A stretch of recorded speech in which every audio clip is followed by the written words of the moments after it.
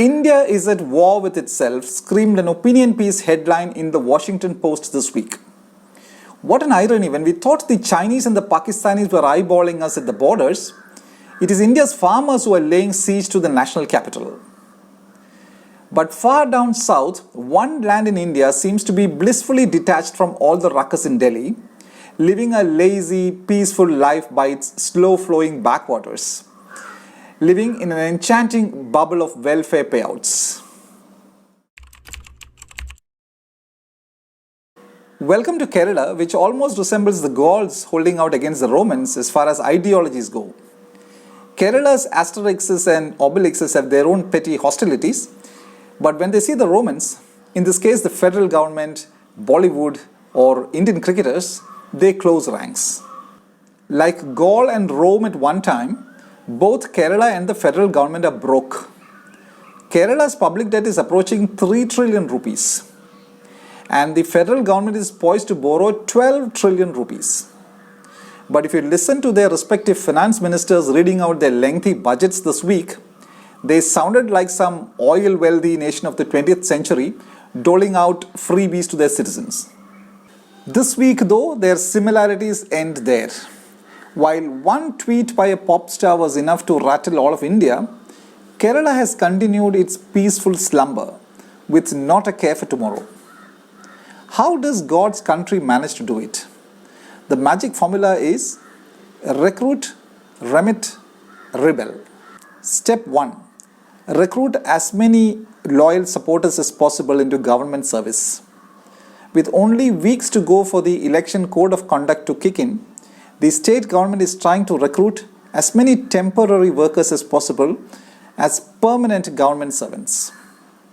What better way to reward those who have been loyal to the party and also ensure that the bureaucracy dances to its tune? This week, the latest Pay Revision Commission recommended that the lowest state government salary be fixed at 23,000 rupees per month and the highest at 166,800 rupees per month. That also means that the lowest pension will be 11,500 rupees per month and the highest pension at 83,400 rupees per month. State government staff and pensioners in Kerala add up to nearly 1 million people. One saving grace is that nearly 60% of them are employed in the education and health sectors, which means Kerala can raise healthy children, give them education and export them to every part of the world. Also because trade unions in Kerala would want them to earn in dollars, pounds, euros and dirhams and not in the lowly Indian rupee. That leads us to step 2, which is the remittance or the money order economy of Kerala. The ease of doing business in various Indian states in 2019, released in September 2020, ranked Andhra Pradesh at number 1 position and Uttar Pradesh at number 2. Kerala came at 28th position. That is the clearest message one can give Kerala's youth, that their fortunes lie not in the state but abroad. I know a class of 24 metallurgy students of an engineering college in Kerala, of whom 18 are already abroad and 2 more are on their way out of India. That's 83% of a class of engineering students from a college in Kerala seeking jobs abroad. When COVID struck, there were dire predictions that Kerala's remittance rush was over for good. But later numbers show that Kerala's remittances may only drop by about $2 billion from the $14 to $15 billion that it got in 2019.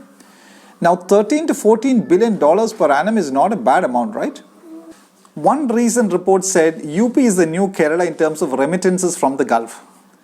But that probably just means that Keralites have moved out of the Gulf region to the stronger currency regions in the West, which in turn would mean even more remittances into Kerala.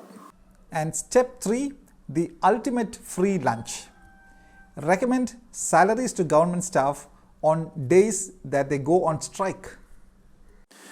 Many Kerala government employees went on a 2-day strike in January 2019 to protest the economic policies of the federal government. And the Kerala government decided to sanction salaries for the 2 days that its employees struck work. This week, the Kerala High Court quashed the state government's plan to pay salaries to striking staff. But no one would mistake the state government's employee friendliness. Given a chance, it would allow its staff to be on permanent strike against the government in Delhi and pay salaries for the whole year. God's own country looks a lot like fool's paradise. Thank you.